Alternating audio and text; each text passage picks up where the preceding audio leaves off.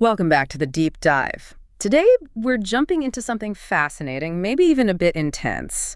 The Japanese education system. It's got this global reputation for churning out incredibly capable students, really high achievers. But as we always find, that kind of success often comes with, well, a hidden story, maybe a price. So our mission today is to really unpack that. We want to look at the structure, its deep historical roots, and the cultural and psychological pressures that seem to go hand in hand with it all. It's a great topic because it's full of these contradictions right from the start. Yeah. You've got the system overseen by MEXT, that's the Ministry of Education, Culture, Sports, Science, and Technology, a really powerful body. And MEXT, right. They run the show, basically. Pretty much. And the paradox is this. You look at global tests like PISA, right? In 2018, Japanese students ranked 8th globally. Their average score was 520. Wow, 520. And the OECD average is what, below 500? Yeah, the OECD average was 488. So Japan's significantly higher. They consistently perform at the top. Okay, that definitely signals incredible academic rigor, efficiency, you name it. But, all right, here's the friction point we kept seeing in the sources, the thing that doesn't quite add up. This amazing achievement doesn't seem to be fueled by huge amounts of public money. That's exactly the core issue. Despite these top rankings, Japan's public spending on education as a slice of its GDP is, well, kind of low. How low are we talking about? About 4.1% of GDP, which, when you compare it, is actually below the OECD average of 5%. Okay, wait. So top-tier results, but below average government spending. That doesn't compute. It really doesn't on the surface. High achievement, but relatively low state investment. It immediately makes you ask, well, who is picking up the slack? Where's the money and the effort coming from? Right. And that's what we need to figure out for you, the listener. We want you to understand how Japan pulls off this high-performance, low public spend act. So we'll dig into the history. How did this focus on learning even start? We'll look at the mandatory school structure that channels everyone through. And crucially, we need to get into this whole world of shadow education.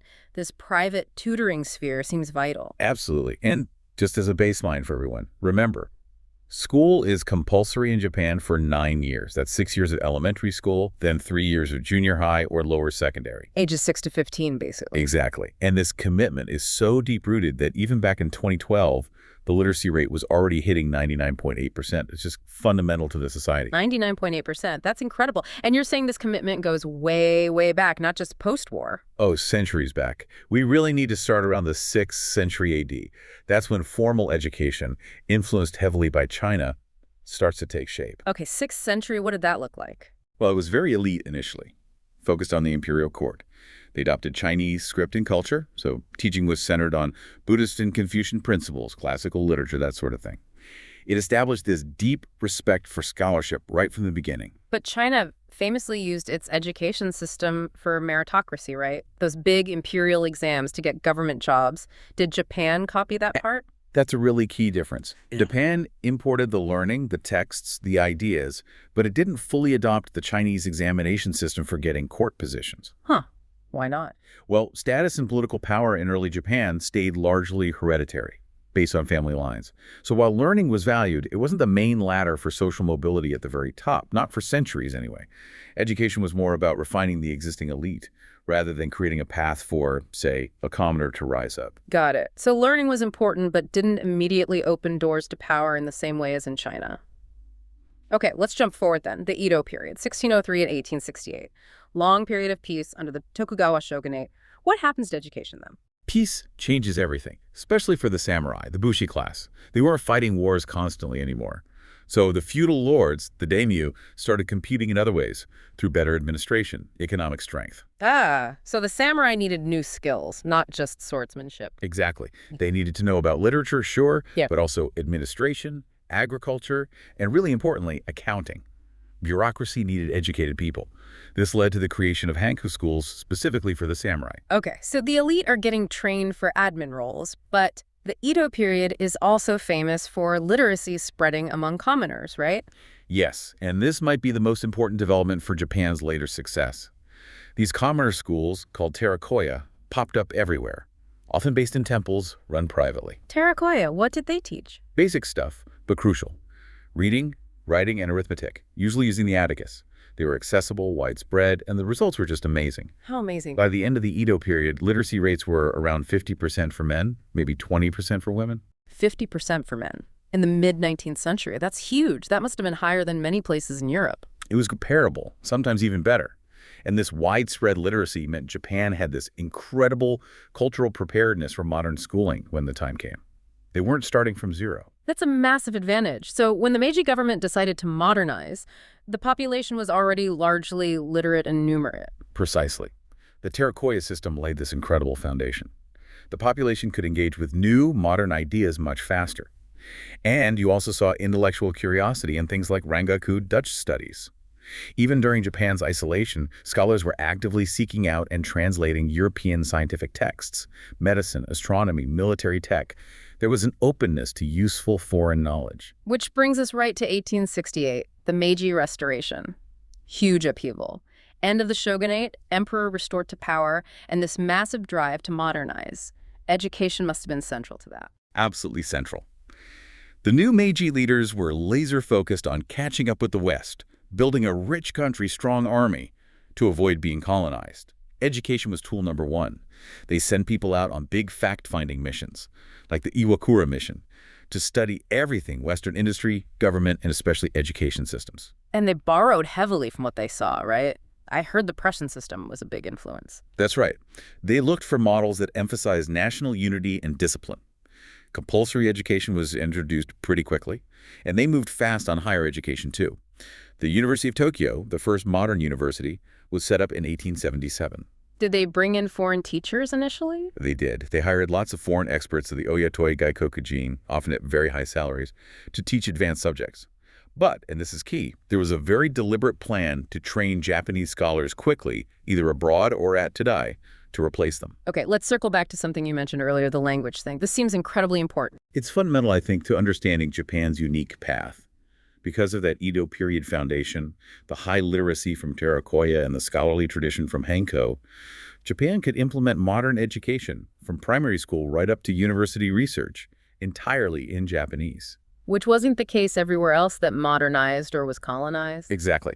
Many countries had to use the colonial language, English, French, Spanish, for higher education or even basic administration. This creates a huge barrier for the general population and a kind of cultural dependence. But Japan avoided that. They could learn Western science and tech in their own language. Precisely. It meant they could absorb the knowledge, the methods, the organization without being completely swamped by Western culture or political ideology. It allowed for rapid deployment of a standardized curriculum nationwide, fostering national unity around these modernizing goals. Okay, so Meiji sets up this modern, centralized Japanese language system. Then comes the massive disruption, World War II and the subsequent Allied occupation. Right. The war's devastation and defeat led to a complete overhaul under the American occupation. The official goals were democratization and pacifism.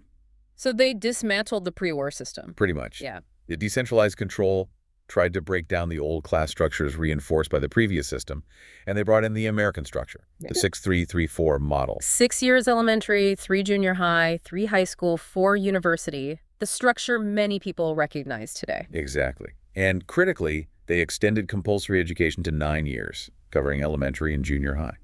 Co-education also became much more standard. But did that American influence stick entirely? Well, yes and no. The 6-3-3-4 structure remained. But once the occupation ended in the 1950s, you saw a gradual pushback towards re-centralization.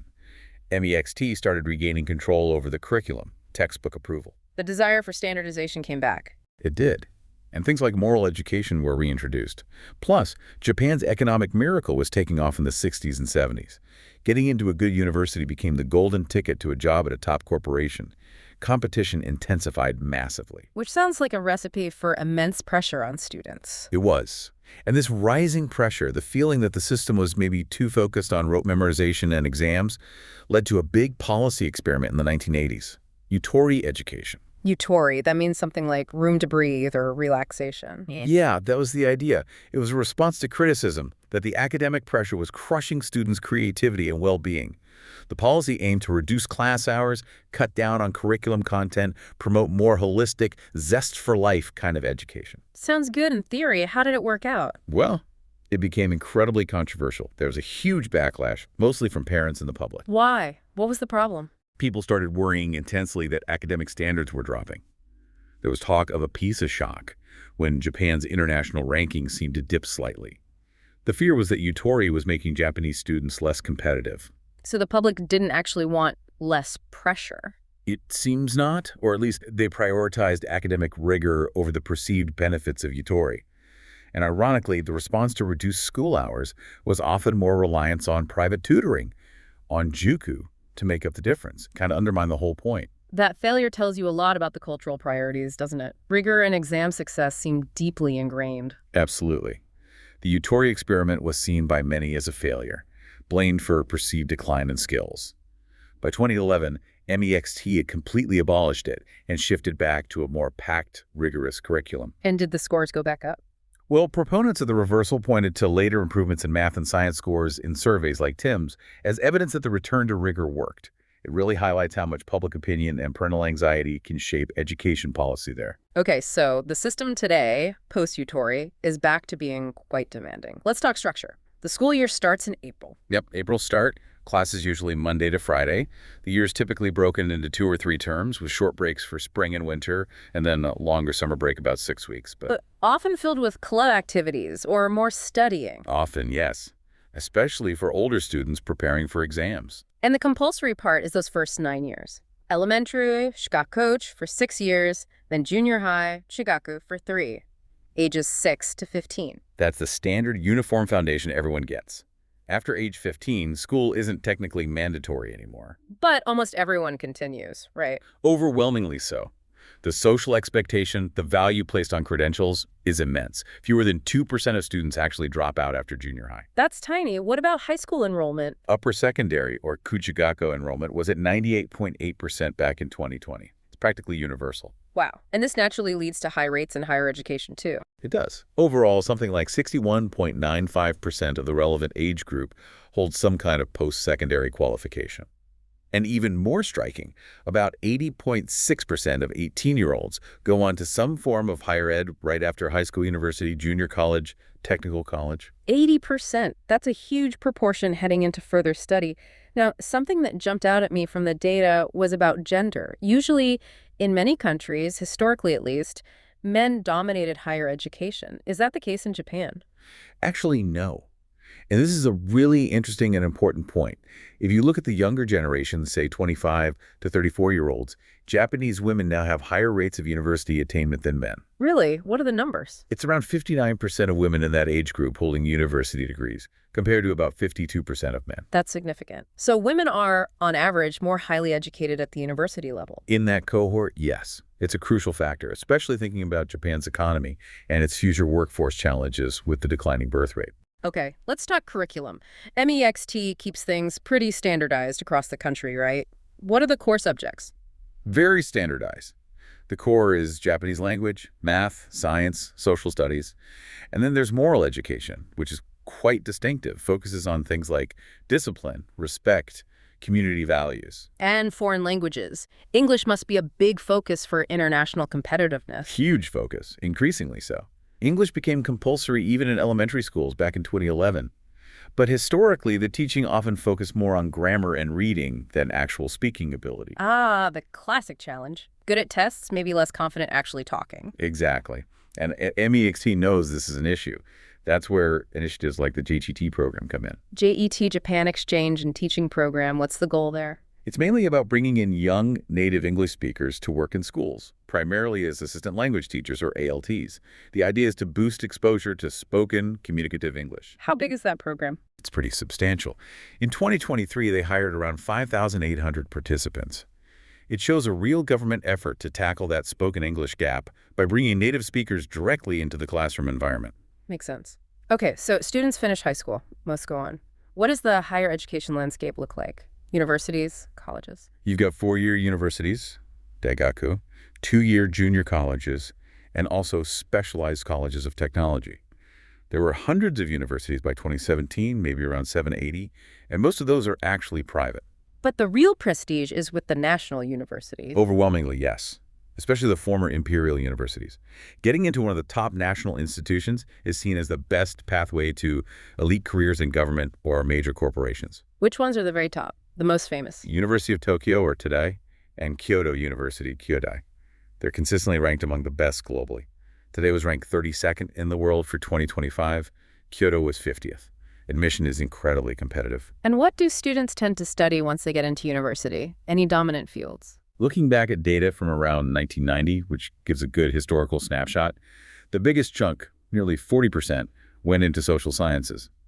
That includes things like law, economics, business, practical fields for corporate or government careers. Okay, that makes sense. What was next? Engineering was second, around 19%, which also makes sense given Japan's powerhouse status in manufacturing and technology.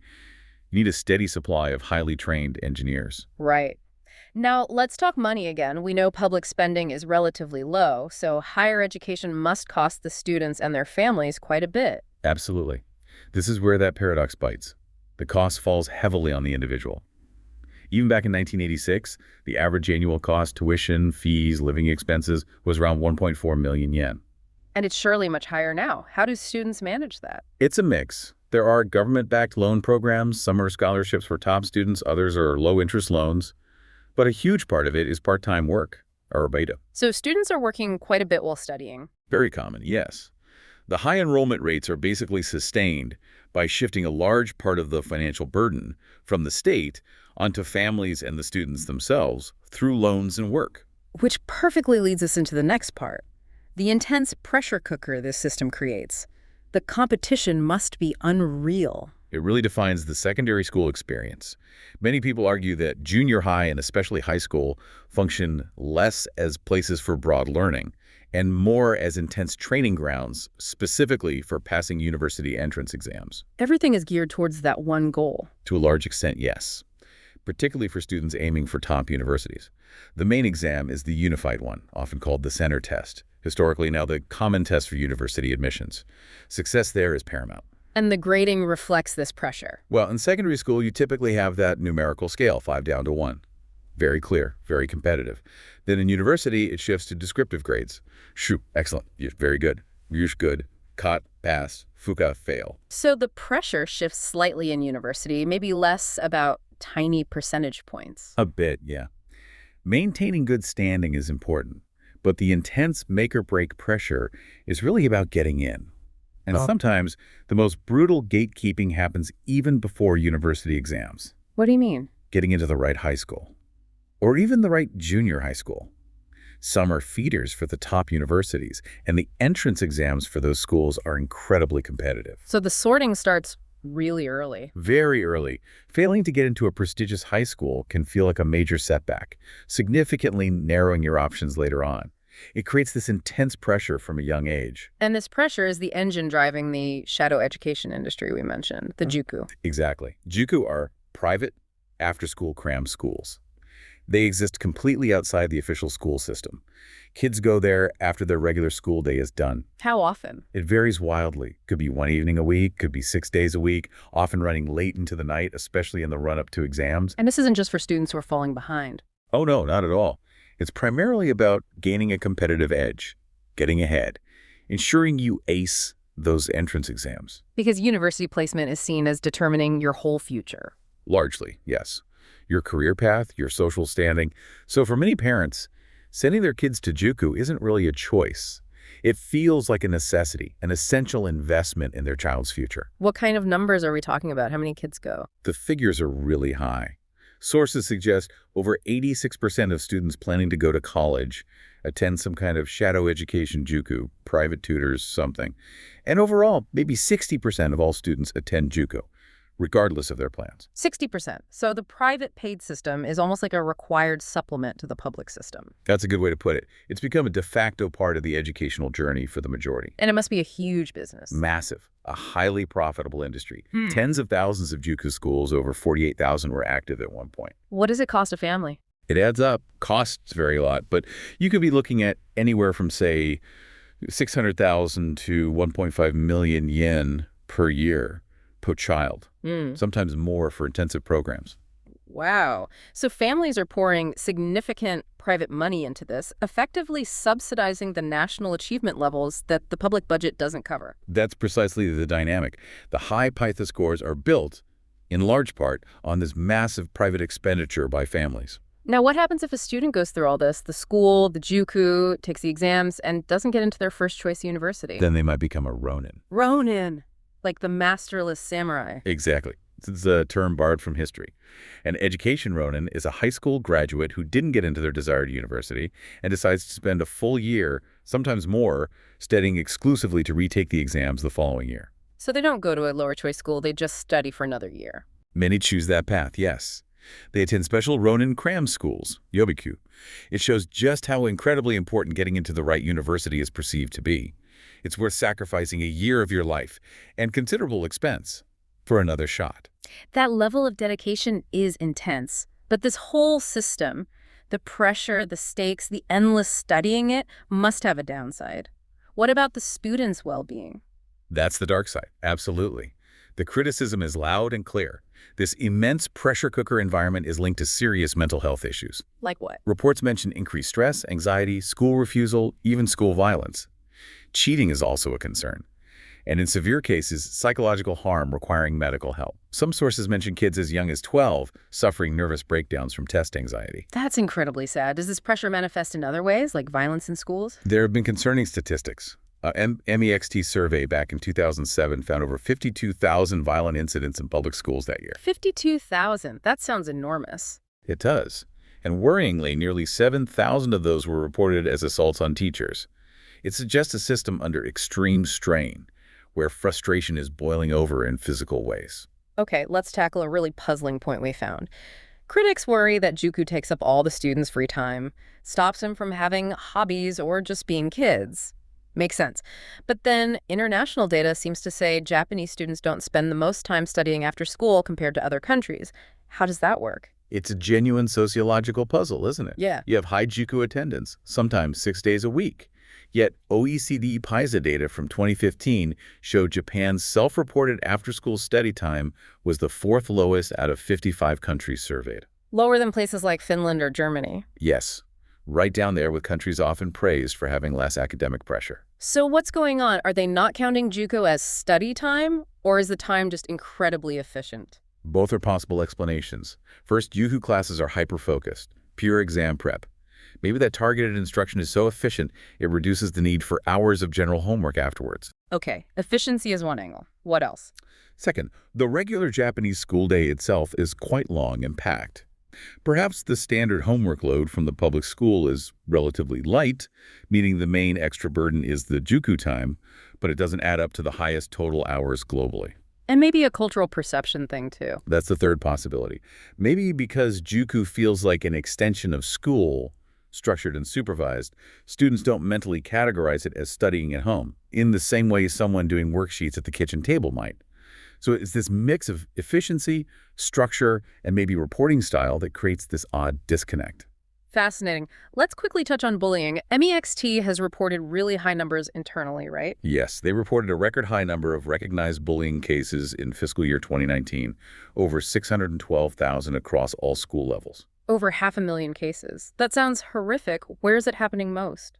The majority, sadly, were in elementary schools. Verbal abuse was the most common form, but online bullying was also significant, especially in high schools. But wait, how does this square with international comparisons?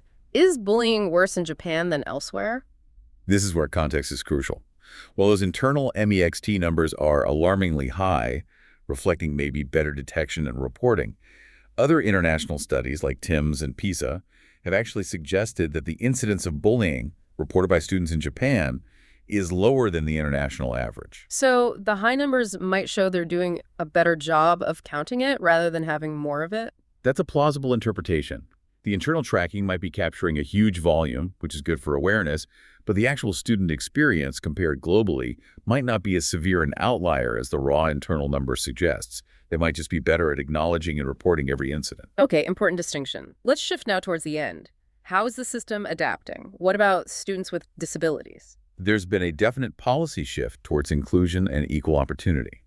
This is guided by laws like the Basic Act on Education and Japan's ratification of the UN Convention on the Rights of Persons with Disabilities in 2014. What's the goal? To provide appropriate support, specialized education, therapy, vocational training within the mainstream system as much as possible. Has the approach changed over time? Yes, significantly. Yep. It moved away from older views that often isolated these children or labeled them just slow learners. In the 90s, the resource room system allowed students to get extra support while staying in regular classes. Since 2006, there's been a bigger push for genuine inclusive education, trying to integrate students more fully and focus on skills for independent living and working. Okay, that sounds positive, but let's revisit a criticism we touched on earlier, the idea that this whole exam-focused system doesn't produce independent thinkers. Right. This is a persistent critique. The system is incredibly effective at producing students who excel on standardized tests, who can absorb and reproduce vast amounts of information accurately. But the cost might be creativity, critical thinking. That's the argument. That the relentless focus on rote learning and exam strategies might stifle originality, risk-taking, and the ability to think outside the box. Intellectual curiosity might get pushed aside in favor of just mastering the test material. Is there evidence this causes problems later, like when Japanese students go abroad? Anecdotally, yes. There are reports that some Japanese students, despite their strong academic records, can struggle in international university environments where skills like debating, challenging professors, or formulating highly original arguments are prized. Their strengths in diligent study don't always translate perfectly to those less structured, more argumentative academic cultures. Okay, finally, let's connect all this to Japan's biggest challenge. It's demographics. The aging population, the shrinking number of young people. How is education policy responding? This is now a huge driver of policy. With fewer children entering the system, the pressures are changing. MEXT's focus is shifting. Towards what? Two main things.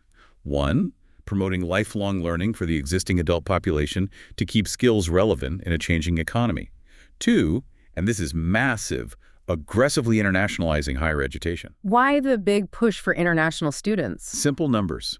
The pool of domestic 18-year-olds is shrinking fast. Mid-tier universities, especially private ones, are already facing enrollment drops and risk closure. To survive and to bring in skilled future workers, they need to attract foreign students. So it's about institutional survival and supplementing the future workforce. Exactly. It's a major pivot from Japan's historically more inward-looking approach to higher education. Its future competitiveness depends partly on successfully integrating international talent. Wow. So wrapping this all up, it's been a deep dive into a system that's just full of these powerful contrasts, hasn't it?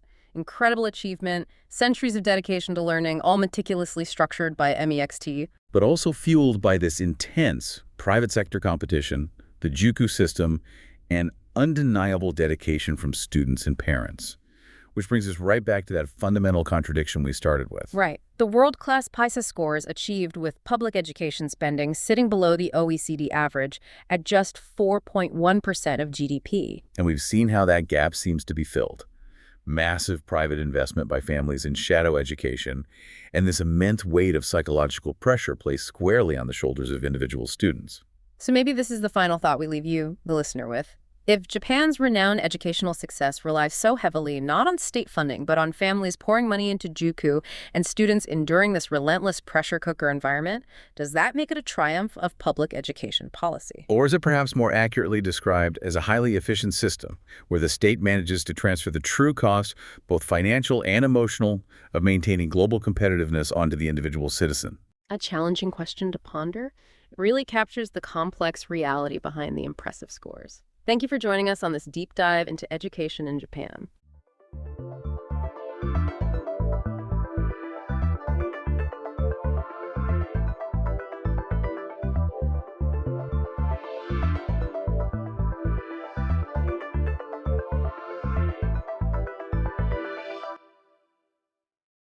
Welcome back to the Deep Dive, the place where we really try to unearth those fascinating ideas and give you the essential knowledge hiding beneath the surface. That's the goal. And today, we're taking on a pretty big mission.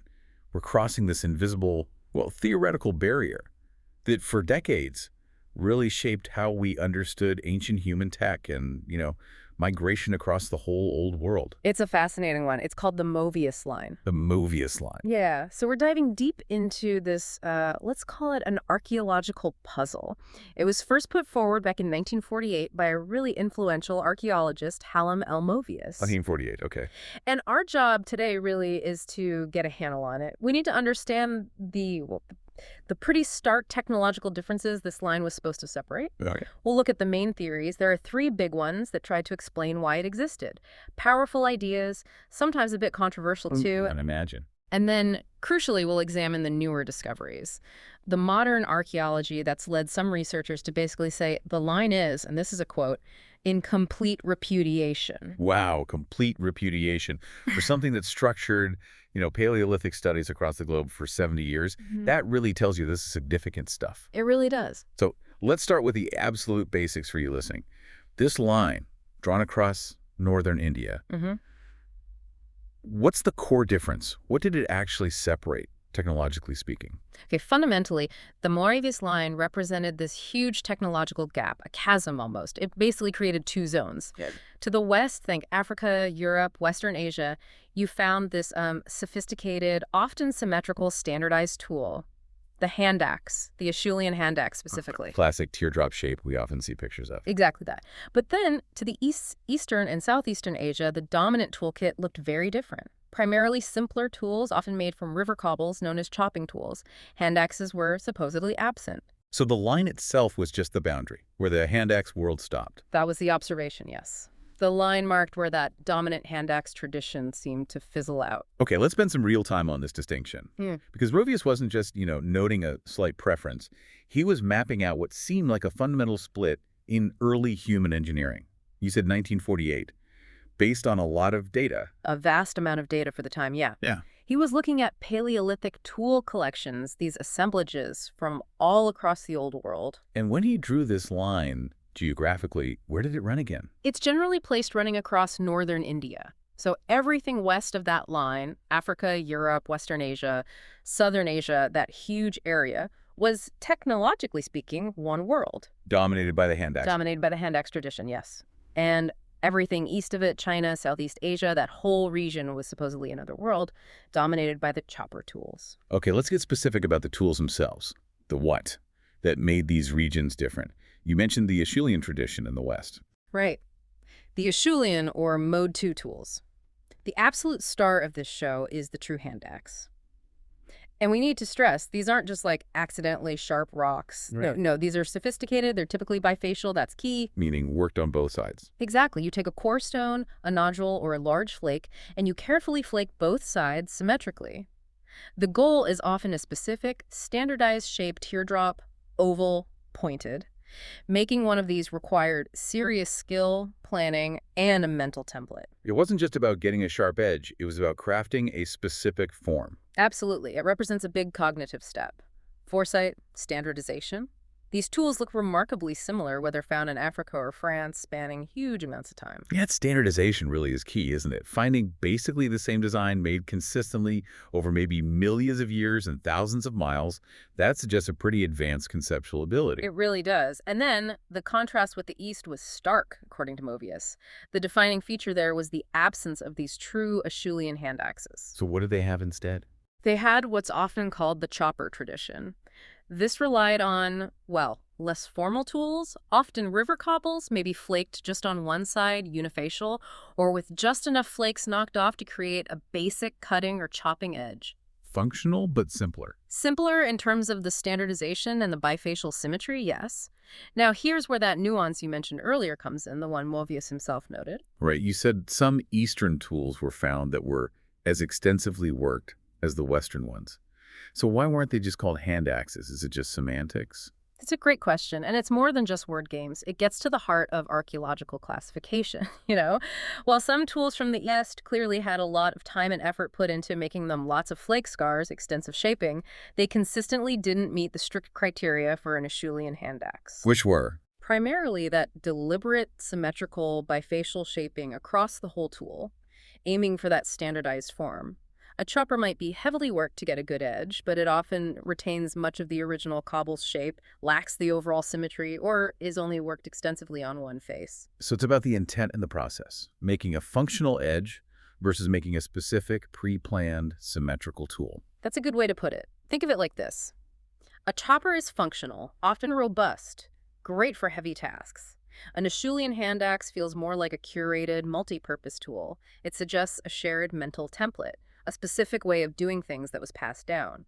The Eastern toolmakers were definitely skilled stoneworkers, no question. They just weren't using that particular Acheulean recipe. Okay, that makes sense. It's not about skill level per se, but about adhering to a specific, complex manufacturing protocol. And Movius took this idea further, didn't he? Linking it to later tool types. He did.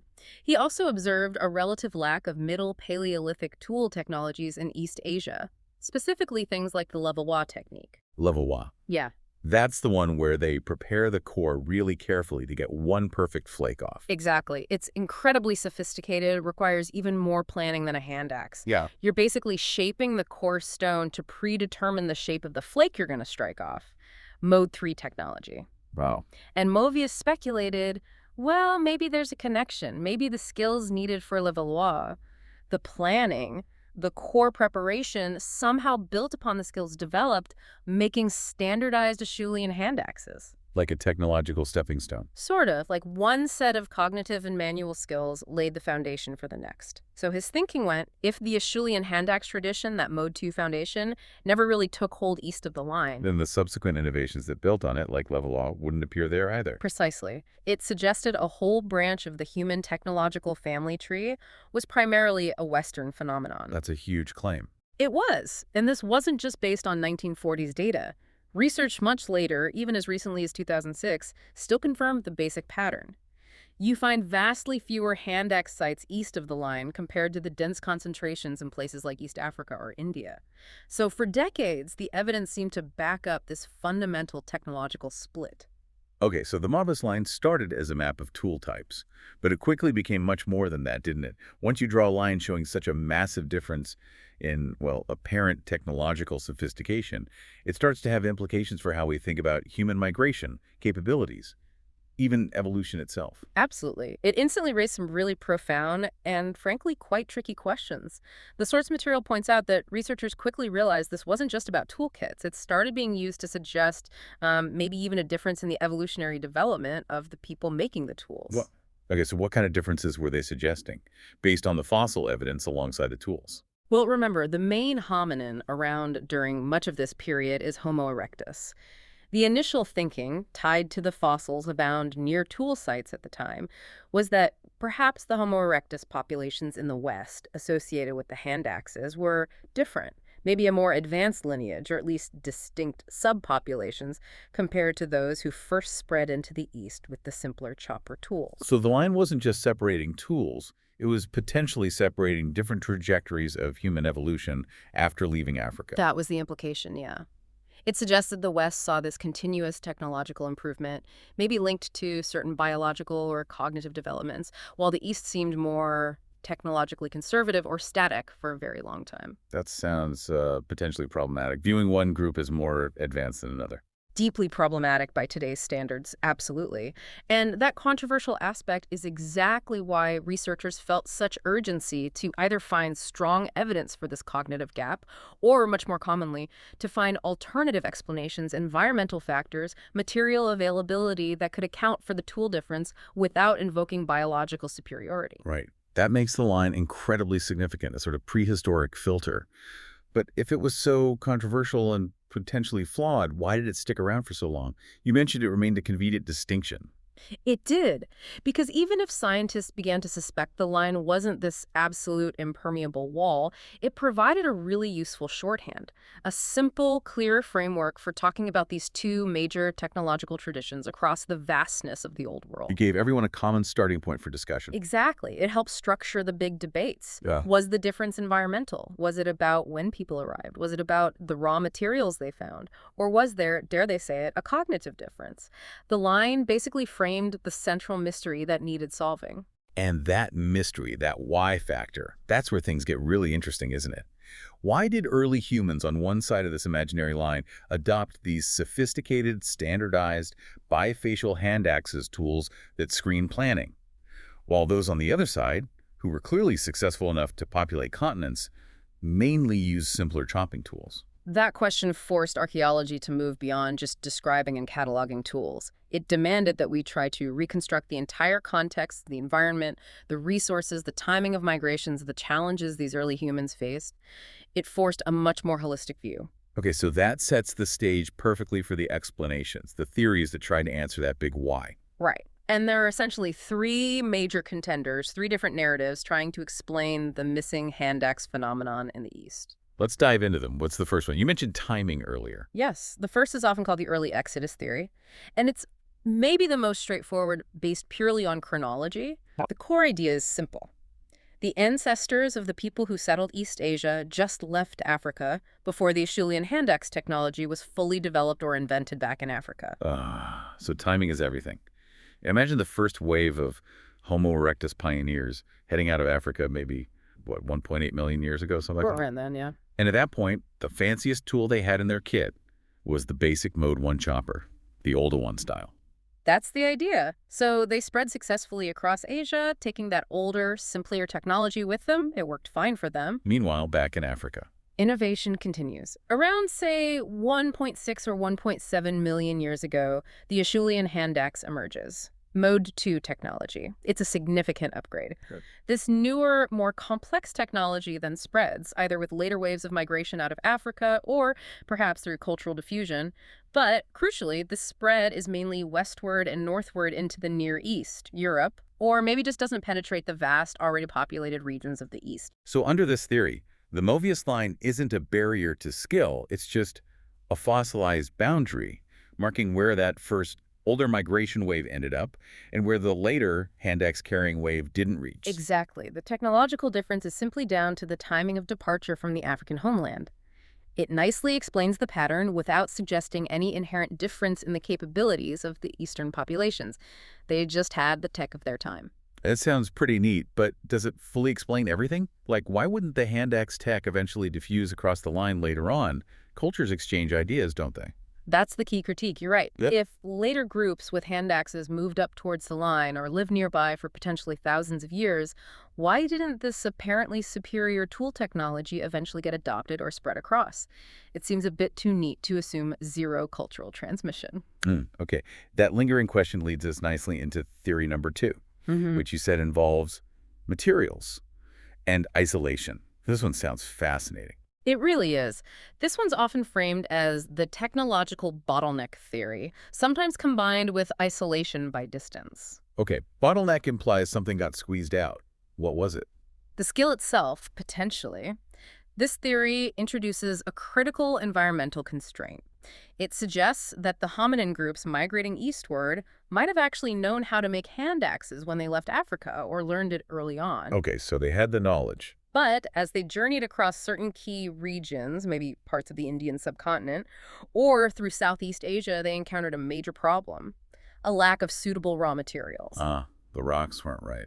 What kind of stone do you really need for a good Acheulean hand axe? Ideally, you want fine-grained, homogeneous materials that fracture predictably when struck what geologists call isotropic materials.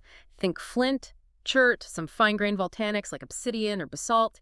These allow for controlled flaking to get those thin, sharp, symmetrical edges. And if all you can find is, say, coarse-grained quartzite or grumbly sandstone, Then trying to make a delicate, standardized, bifacial hand axe becomes incredibly difficult, maybe even impossible. The material just doesn't cooperate. You can still make simpler choppers, maybe, but not the fancy stuff. Okay, so what happens if a group spends generations stuck in an area with only bad rock? This is a core of the bottleneck idea. You lose the skill. Complex craft skills, like making an Acheulean hand axe, require constant practice, transmission from expert to learner, and crucially, successful outcomes. If you keep trying with poor materials and failing, or only managing crude results. The skill degrades. Maybe the older experts die off without being able to properly train the next generation. Exactly. The necessary techniques are literally forgotten from the group's cultural toolkit. The technological knowledge hits a bottleneck because of the environment and eventually perishes. Wow. So the line becomes this sort of scar tissue on the landscape, marking where a crucial skill was lost due to geology. That's a powerful idea. Cultural amnesia caused by rocks. It is. And then the second part of this theory, isolation by distance, locks it in. How so? Once that skill was lost in the East, the sheer vastness of Asia, combined with major geographical barriers, think the Himalayas, massive deserts, dense tropical forests, effectively isolated these eastern populations from the groups in the West who retained the hand axe technology. So even if the skill persisted or re-emerged in the West, there was no easy way for it to get back over the mountains and jungles to the east. Precisely. There was no significant contact, no opportunity for the knowledge to be reintroduced. Isolation preserved the technological difference that the bottleneck might have initially created. Okay, that's a really compelling narrative. It combines environmental limits with the realities of geography to explain the line. Now, Theory 3 sounds like it comes at it from a completely different angle. The bamboo hypothesis. It absolutely does. This one flips the whole script. Instead of focusing on why Eastern groups couldn't or didn't make stone hand axes, it asks, maybe they didn't need to. Because they had bamboo. Exactly. The bamboo hypothesis argues that in the rich environments of East and Southeast Asia, bamboo was an abundant, versatile, and highly effective raw material. More effective than stone, even. For many tasks, potentially yes. Bamboo can be easily worked with simple tools. You can sharpen it into knives and points. Fire-hardened bamboo can be incredibly sharp and durable. You can split it, weave it, use it for containers, building materials, levers, digging sticks, an enormous range of functions. So the argument is, if you're living in a bamboo culture where this fantastic resource is readily available, Why would you invest huge amounts of time and energy searching for perfect stone nodules and painstakingly crafting heavy, easily dulled stone hand axes when a quickly made bamboo knife or spear does the job just as well, or even better for some tasks? it shifts the focus from a technological deficit in the East to functional substitution using a different material. Precisely. It suggests the lack of stone hand axes isn't a sign of being less advanced, but a sign of smart adaptation to the local environment. They chose the best material for the job, and often that might have been bamboo, not stone. And the reason we don't find archaeological evidence of all these bamboo tools is Because bamboo is organic, it rots away. Unlike stone, it rarely survives in the archaeological record for hundreds of thousands or millions of years, especially in tropical climates. the preservation bias. So archaeologists are left finding only the durable stone tools, the simple choppers, which might have been used for heavy-duty tasks like processing the bamboo itself or smashing bones, while the primary toolkit made of bamboo has vanished. That's the essence of it. The Movius line, in this view, might be an illusion created by the differential preservation of stone versus organic materials. What looks like a technological gap might just be a gap in our evidence. That is a really elegant and, frankly, quite convincing alternative explanation. It paints a picture of sophisticated adaptation, not backwardness. Okay, so we have these three compelling but very different stories trying to explain the Movius line. Early Exodus, material bottleneck isolation, and bamboo substitution. They provided the framework for decades, but as always in science, people kept digging. And finding things that didn't quite fit. The last, say, 50 years or so have seen a steady stream of discoveries that have chipped away at the idea of a strict, impermeable Movius line. People were actively looking for exceptions, weren't they? Trying to prove the line wrong. Very much so. If the theory predicts no hand axes east of the line, finding even one becomes incredibly significant. And they started finding them. Where were some of the first major sites that really threw a wrench in the works? You mentioned Bays in China and Jeonggakri in South Korea earlier. Those are the classic examples, yeah. These sites, located squarely in the traditional chopper zone, yielded assemblages that included tools that looked undeniably like Acheulean hand axes. Really? Proper bifacial symmetrical ones. Yes. Maybe not always identical to the African or European type specimens, but clearly exhibiting the core features. Deliberate bifacial shaping, attempts at standardization and symmetry. The Jeonggakri site in South Korea was particularly stunning. Dozens of tools that fit the Acheulean description. That must have caused a stir. Oh, absolutely. It was direct proof that the technology had, in some way, crossed the line, or perhaps even been invented independently in the East. It immediately cast doubt on the simplest version of the early Exodus theory. Because if hand axes were there, maybe that first wave wasn't the only story. Or maybe they brought the skill with them after all. Exactly. And the picture gets even more interesting, more nuanced, when we look at finds closer to the supposed line itself, like in Thailand. You mentioned Ban Don Mun. Yes, in Lampang province. What was special about the tools there? The researchers working there identified tools with distinct trifacial elements. Trifacial. So worked on three sides, not just two. That's right. Imagine shaping not just the two faces, but also carefully working a third surface or edge. It's complex. And what's the significance of that compared to the standard bifacial hand axe? Well, the researchers argued, and it makes sense, that being able to do controlled, precise flaking on three surfaces demonstrates a very high level of skill and cognitive planning. It's considered, as they put it, a short step from the bifacial aspects of African hand axes. So if you could make a trifacial tool, you definitely had the chops, cognitively and technically, to make a bifacial one. That's the implication. It suggests these hominins were operating at a similar technological level, even if their final product looked a bit different. Maybe it was adapted for specific local tasks, or using slightly different local stone. It points towards technological kinship, not a fundamental divide in capability. That really muddies the waters of the simple east-west split. And didn't the researchers there also link it back to the environment? Yes, they suggested that maybe local environmental differences drove these variations.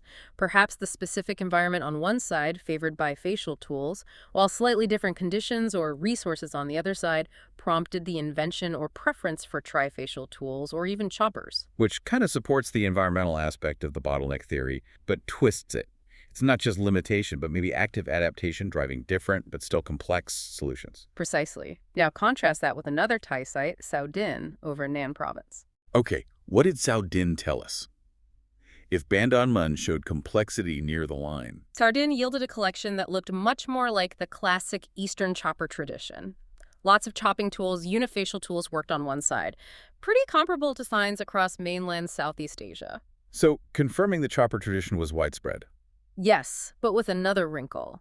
When they analyzed the way the Sao Din cobble tools were made, the specific techniques used, Yeah. they found they were most similar to the traditions found up in China, rather than other parts of Southeast Asia or the islands further south. So, even within the chopper zone, there were distinct regional variations and connections. Exactly. It breaks down the idea of the East being one single, monolithic technological block. The big, simple Movius line might be fading, but it's being replaced by a much more complex mosaic of regional traditions and influences. The line as a strict divider is questioned again.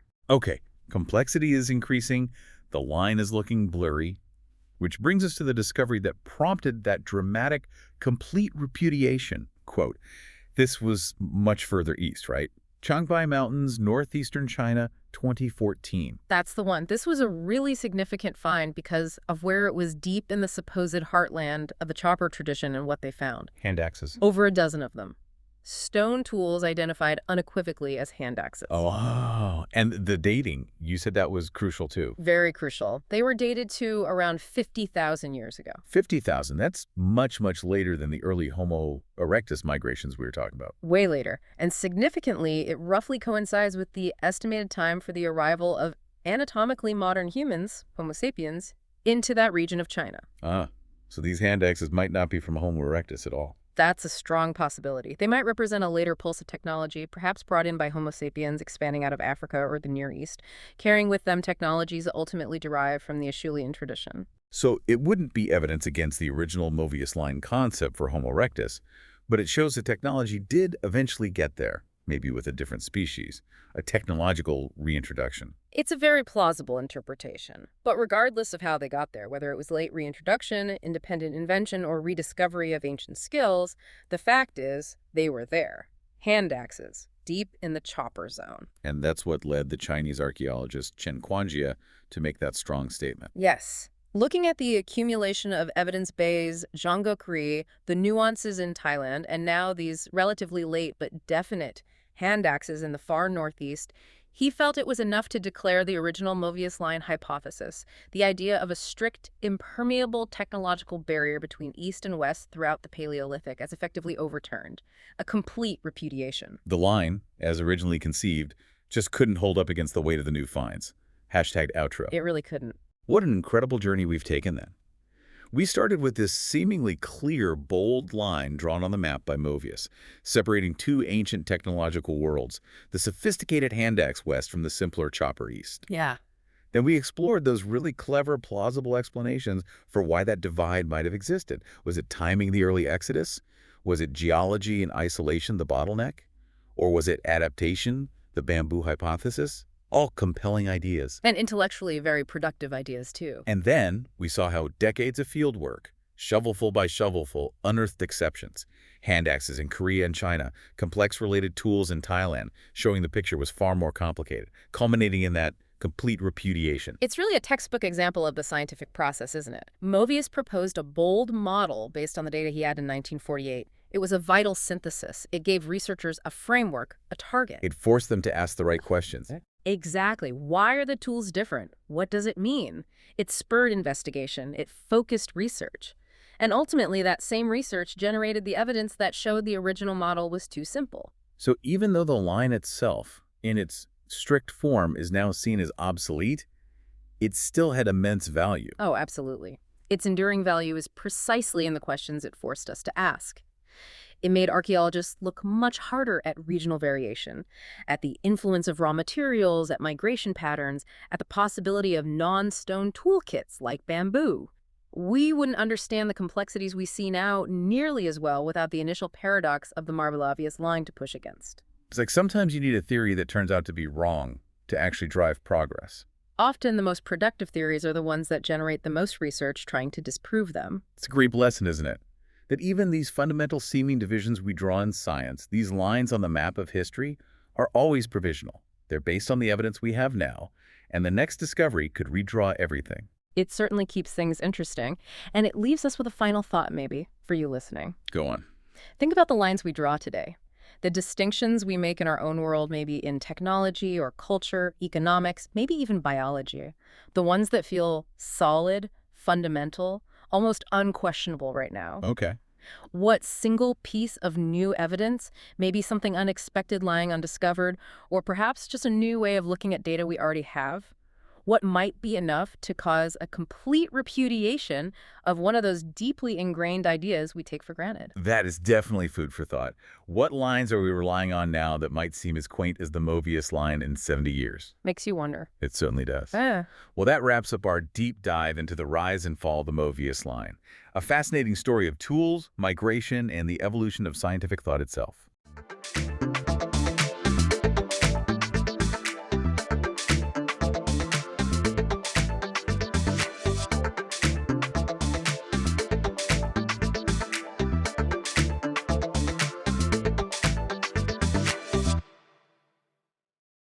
Welcome to the Deep Dive. Today, we're tackling a name you've probably heard scattered across, well, all sorts of places. Leviathan. Yeah. It really is everywhere once you start looking. You know, maybe you bumped into it reading philosophy, maybe something about giant sea creatures, or perhaps in the Bible itself. Exactly. And the thing is, the meaning seems to shift so dramatically depending on where you encounter it. It's not just one thing. That's putting it mildly. It's an incredibly fluid concept throughout history. Our mission today really is to trace that journey. We're going to follow Leviathan from its roots as this kind of primordial Near Eastern chaos god, Okay. all the way to becoming a powerful metaphor for the modern state in political philosophy. We'll be drawing on the sources you mentioned, bits from Wikipedia covering its origins, the Hebrew Bible references in Psalms, Job, Isaiah, and then Thomas Hobbes' big work. It's quite a path. A sea serpent, a biblical monster, maybe even the devil, and then the government. It's a wild ride.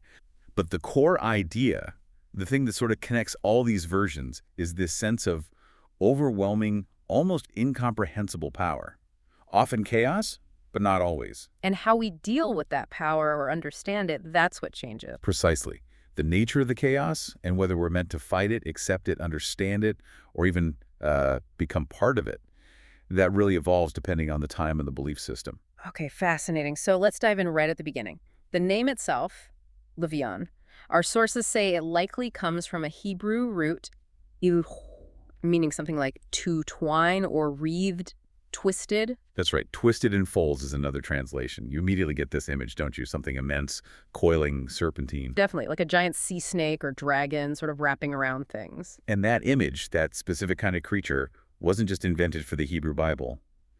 The scholarship is pretty clear that Leviathan is, in many ways, a direct continuation of much older myths from the region. Older myths, like what? Specifically, we see strong links to the Ugaritic sea monster called Lotan. Ugaritic. Okay, hang on, just quickly. For anyone not up on their ancient Near East geography, where and what was Ugarit? Good question. Ugarit was an ancient port city located in what's now modern Syria. We have these amazing clay tablets from there dating back, thousands of years. And they mention this Lotan. They do. In the text known as the Baal cycle, Lotan is described as this powerful servant, maybe even an aspect, of the sea god Yamo. And famously, Lotan is defeated by the storm god Hadad, who is sometimes identified with Baal. Ah, okay. So the classic battle between the storm god and the sea serpent, that sounds familiar. It absolutely should. This connects directly to a really widespread mythological pattern researchers call the chaos gamf. Chaos Gam. Struggle against chaos. Exactly. It's this foundational story template you find all over the ancient Near East and even beyond. It's the cosmic smackdown, the primordial sea monster representing chaos, darkness, the untamed waters, versus a powerful creator god or hero god representing order, light, and structured creation. You see that in other places too, don't you? Like, wasn't there a Sumerian version? Absolutely. The Sumerian creation myth, the Enuma Elish, features Tiamat. She's the personification of the salt sea, often depicted as a monstrous serpent or dragon. She's defeated by the god Marduk. And doesn't he use her body to make the world? He does. He splits her carcass in two, using one half to create the heavens and the other half for the earth. Yeah. It's a very literal creation from chaos by defeating it. So when the writers of the Hebrew Bible are putting their text together, they're working within this whole cultural context, saturated with stories about a giant, terrifying sea dragon that needs to be put down for order to exist. Exactly. They inherited this powerful, deeply resonant archetype. But they had a bit of a theological hurdle to overcome. What was that? Well, those older myths, like Baal versus Lotan or Marduk versus Tiamat, they depict a struggle between divine powers. It implies the chaos monster is a genuine rival, a competing force against the creator god. But for strict monotheism, you can't really have a rival god, can you? Precisely.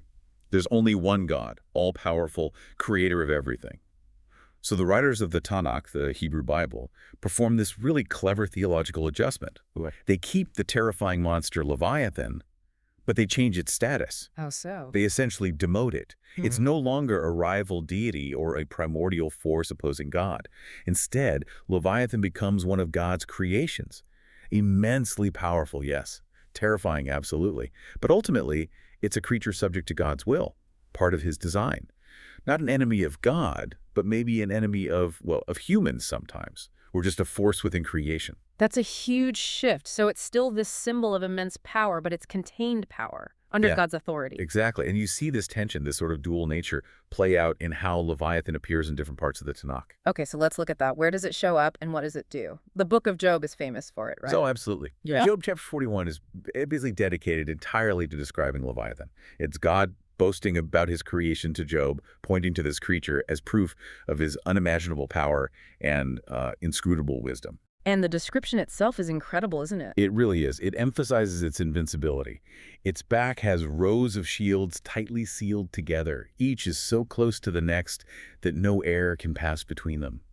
Impenetrable scales, basically. And the fire-breathing part, that always stands out. Yes. Its snorting throws out flashes of light. Its eyes are like the rays of dawn. Or, as the King James puts it, by his neesings a light doth shine. His eyes are like the eyelids of the morning. It's poetic and terrifying. It really paints a picture of something beyond human comprehension or control. If God is trying to make Job feel small and accept his place in the cosmos, showing him Leviathan seems like a pretty effective way to do it. That's precisely the point in Job. It's not about Job fighting Leviathan or even understanding it fully. It's about recognizing that such a creature exists as part of God's grand and often mysterious plan.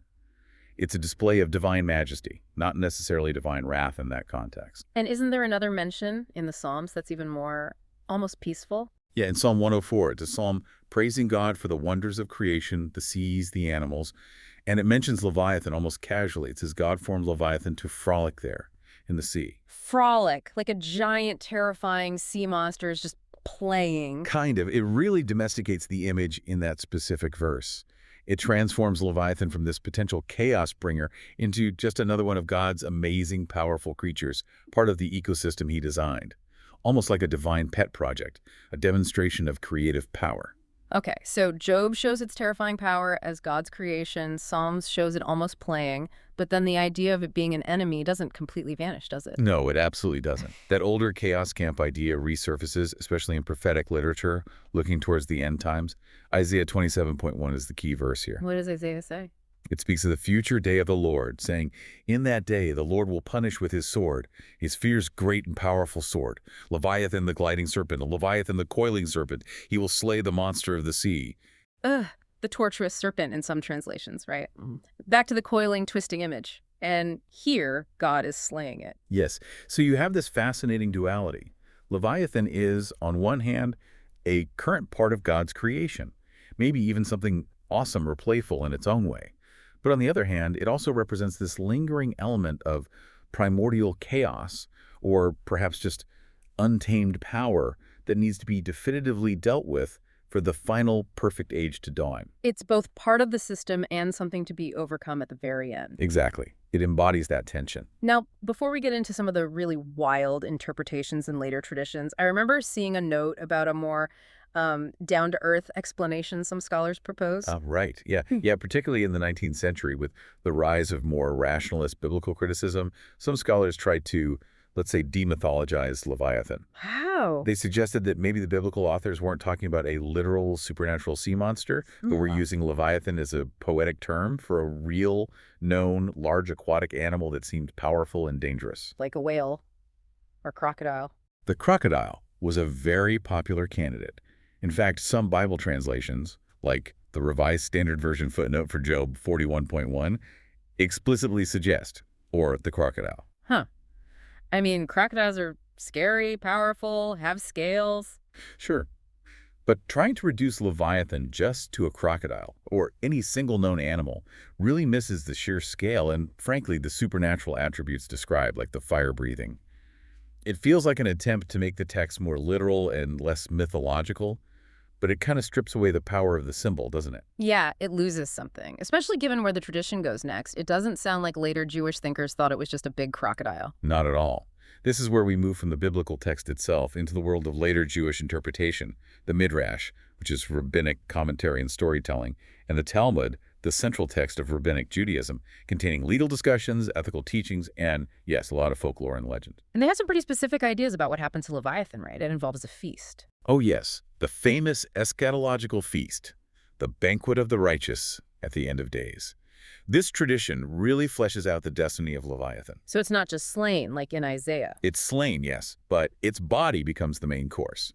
The tradition pairs Leviathan, the great sea monster, often considered female in this context, with another colossal beast, Behemoth, the giant male land monster described in Job 40. Okay, so two super monsters. Why? Well, the lore explains that God initially created both a male and a female Leviathan. But he realized pretty quickly that if these two were allowed to reproduce... They'd fill the oceans and destroy the world with their sheer size and power. Makes sense. Exactly. So according to the Talmud, God had to intervene. He killed the female Leviathan and preserved her flesh, salting it away specifically for this future messianic banquet. Behemoth is also slain, and both become the feast for the righteous souls in the world to come. Wow. So the ultimate reward for the faithful is eating the cosmic monster that represented chaos. In a way, yes. It's this incredibly potent symbol. The forces of chaos that threaten the world are not just neutralized, they're transformed into sustenance and reward for those who remain righteous through the struggles of this life. It's a very physical, very visceral image of salvation and final victory. It's more than just the meat, though, isn't it? The stories get even more detailed, something about the skin. Yes, the skin of Leviathan plays a crucial role, too. The Talmud says it will be used for two incredibly sacred purposes after the feast. Oh, sure. First, it's going to be stretched out to make the roof, or the walls, of the giant tent, the sukkah, where the righteous will sit and enjoy this banquet. Imagine a pavilion made from the hide of the cosmic sea dragon. That's quite a visual. And the second use? The leftover skin, whatever isn't needed for the banquet tent, will be used to. Well, sources say it will illuminate the world, or specifically be stretched over the walls of the rebuilt Jerusalem, shining with a divine light. So its skin becomes both shelter and light for the redeemed world. Exactly. And this idea became so embedded that there's actually a traditional prayer recited when leaving the temporary booths, the sukkahs, that people build during the festival of Sukkot. The prayer expresses a hope to merit dwelling in the sukkah of the skin of Leviathan in the Messianic era. That really connects the end times mythology right back into the annual religious practice. It makes it tangible. It does. And the descriptions of Leviathan's sheer scale in these texts are just staggering. Like what? How big are we talking? One tradition claims Leviathan is 300 parsa long. A parsa is roughly equivalent to, say, 3 or 4 miles. So you're talking about a creature maybe 900 to 1,200 miles in length. Utterly immense. Unbelievable. And wasn't there something about it boiling the sea? Yes. When Leviathan gets hungry, the heat emanating from its mouth is so intense that it makes the waters of the deep boil. Again, emphasizing this raw, almost uncontrollable cosmic power. But even with all that power, there's always a catch, isn't there? A weakness. Always. It's a classic feature of folklore and mythology. Even this nigh invincible, ocean-boiling behemoth has an Achilles heel, so to speak. The same rabbinic sources mention that Leviathan is terrified of one tiny creature. What is it? A small worm called a kilbit. This little worm apparently clings to the gills of large fish, and Leviathan is deathly afraid of it getting into its own gills. So the biggest, baddest monster in creation is scared of a tiny little worm. It's a wonderful detail, isn't it? It adds this touch of vulnerability, maybe a reminder that even the greatest power has its limits, or that size isn't everything. It keeps the monster from being purely abstract power. Okay, so we have this incredibly vivid picture from the Talmud and Midrash, a giant, killable, edible monster whose body parts become sacred objects for the righteous. But then mysticism gets involved and things take another turn. They absolutely do. Just when you think you've got Leviathan pinned down as this literal apocalyptic creature, we turn to Jewish mysticism, specifically Kabbalah, and its foundational text, the Zohar. And the Zohar sees it differently. Completely differently. It takes this whole narrative of the feast and basically says, okay, that's the surface level, the physical story. But the real meaning is metaphorical. It's spiritual. How so? What does Leviathan represent in the Zohar? Here, Leviathan becomes a symbol for something much more profound and internal. It represents enlightenment. Specifically, it embodies the deepest, most hidden secrets of the Torah, the underlying unity of the cosmos, the ultimate divine wisdom that is initially concealed from humanity. So feasting on the flesh of Leviathan is no longer about a literal banquet after the Messiah comes. Not in this interpretation, no. Yeah. It becomes a powerful metaphor for the righteous soul achieving a state of profound spiritual understanding and unity with the divine. To feast on Leviathan is to apprehend these deep cosmic truths, to integrate this hidden wisdom. So the Tzaddik, the righteous person, connects with Leviathan not by eating it, but by understanding it, by grasping the reality it represents. Exactly. Leviathan, the complex, overwhelming, perhaps initially frightening reality of God's creation and hidden wisdom, is consumed through mystical insight and devotion. It shifts from an external monster to be destroyed to an internal ultimate truth to be realized. We've gone from cosmic chaos monster to divine creation to end times dinner, and now to a symbol of ultimate enlightenment and unity. That's quite a range. It really is. But the journey isn't over yet. Leviathan continues to evolve as it enters Christian thought and then eventually secular philosophy. Okay, let's follow that thread. How does Christianity pick up and adapt the image of Leviathan? Does it stay a symbol of enlightenment? Not so much. Generally, in Christian interpretation, Leviathan takes a much darker turn. It becomes strongly associated with, or even identified as, the devil, Satan, or demonic forces. How did that happen? The Hebrew Bible didn't explicitly equate it with the devil, did it? No, it didn't. But a key step was the translation of the Hebrew Bible into Greek, the Septuagint. The word used to translate Leviathan was often dragon. Ah, and dragon has strong negative connotations, especially later in Christian scripture. Exactly, particularly in the book of Revelation, which talks about the great dragon, that ancient serpent called the devil, or Satan, who leads the whole world astray. Once Leviathan is linguistically linked to dragon, that association with the primeval enemy of God becomes much stronger. So it becomes an image of pure evil, essentially. Pretty much. And it gets systematized. For instance, in the classification of demons, according to the 7 deadly sins, the theologian Peter Binsfeld in the 16th century explicitly assigned Leviathan as the demon representing envy. Envy. Why envy? That's a good question. Perhaps the idea of this immense, powerful creature wanting to usurp God's place or envying humanity's relationship with God. The specific reasoning isn't always laid out, but the association stuck. And visually, did it get a specific representation in Christian art? Yes, very powerfully. Leviathan became closely associated with the image of the hellmouth. The hellmouth, that sounds unpleasant. It is. It's a common motif in medieval and Renaissance art, especially depictions of the Last Judgment. Hell is often shown as the gaping, monstrous mouth of a huge beast, sometimes fish-like, sometimes dragon-like, and the damned souls are shown being swallowed or falling into it. That beast is frequently identified with or visually based on Leviathan. So Leviathan becomes literally the gateway to eternal damnation. That's a long way from frolicking in the sea. A very long way. Yeah. But there's another fascinating, slightly parallel development happening around the same time in Gnostic traditions. Gnosticism. Okay, they always have a unique take. What did they do with Leviathan? They identified Leviathan with the Ouroboros. The snake eating its own tail, that symbol of eternity or cycles. Yes, but with a typically Gnostic negative spin.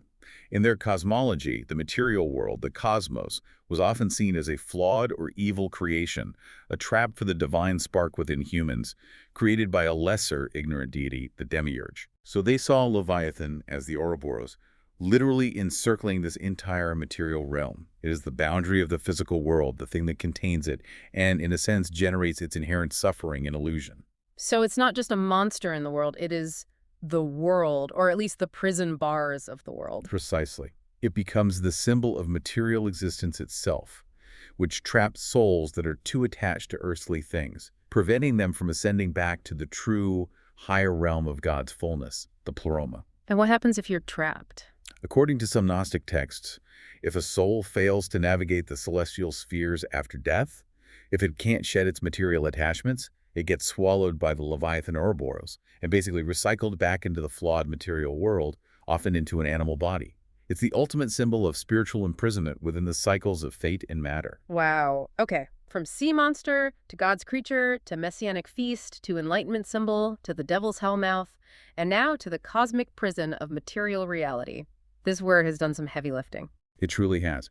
Which brings us finally to maybe its most famous, or at least most politically influential incarnation. Thomas Hobbes. 1651, he writes this seminal work of political philosophy and calls it Leviathan. Leviathan, or the matter, form, and power of a commonwealth ecclesiastical and civil. Yes. After everything we've just discussed, why that name? Why choose this complex, terrifying, multi-layered mythological beast as the title for a book about government? It's a deliberate and brilliant choice, drawing on exactly that history of overwhelming, fearsome power. Hobbes wasn't naming his ideal state after, say, an angel or benevolent king. He chose the monster. Why? What was he trying to say by using that image? Because, for Hobbes, the alternative to a powerful centralized state was far, far worse. He was writing in the context of the English Civil War, a time of immense chaos and violence. He famously argued that the state of nature, life without government, would be a war of all against all. Right, where life is solitary, poor, nasty, brutish, and short. That famous line. Exactly. And to escape that horrific natural condition, humans rationally agreed to give up some of their individual freedom and submit themselves to an absolute sovereign power. This sovereign, this artificial entity created by social contract, is the Leviathan. So the state is the monster. It's an artificial monster, yes. It needs to be overwhelmingly powerful, even potentially frightening, precisely to keep the natural chaos and violence of human nature in check. Its power might seem monstrous, but its purpose is to prevent a greater monstrosity, the war of all against all. It's the necessary evil, or perhaps the necessary overwhelming force, that guarantees peace and security. It takes the fear associated with the biblical monster and redirects it. You should fear the Leviathan state less than you fear the chaos without it. That's the core justification. The Leviathan state holds absolute authority, legislative, executive, judicial, even ecclesiastical power in Hobbes's view. It has the right to command obedience, enforce laws, and punish dissent, all because that unified power is the only thing preventing society from collapsing back into that natural state of terror. And how does this artificial Leviathan maintain its power? Just through force? Force is part of it, the power of the sword. But Hobbes was also very interested in ideology and education. He argued the Leviathan state needs to condition its citizens, especially educating the young, to accept its authority, understand the reasons for its existence, and obey its laws. It perpetuates itself through both power and persuasion, generation after generation. It consumes and shapes its citizens in a way, like the monster swallowing souls or encircling the world. That's a powerful parallel. The Hobbesian state is this immense artificial person, composed of all the individuals within it, but towering over them, demanding their allegiance for their own good. It takes that ancient sense of unstoppable, almost divine power associated with the mythological Leviathan and completely repurposes it for a secular political construct. It's hard to think of another mythological name that has had such a profound impact on political thought. Agreed. And of course, today, the term Leviathan still gets used, though often in a less specific way. We might use it to refer to any huge sea creature, like that extinct genus of giant sperm whale, Leviathan melville. Named after Melville, author of Moby Dick, another famous literary Leviathan. Exactly. Or we use it more metaphorically to describe any vast, powerful, perhaps impersonal or overwhelming organization, a corporate Leviathan, a state Leviathan.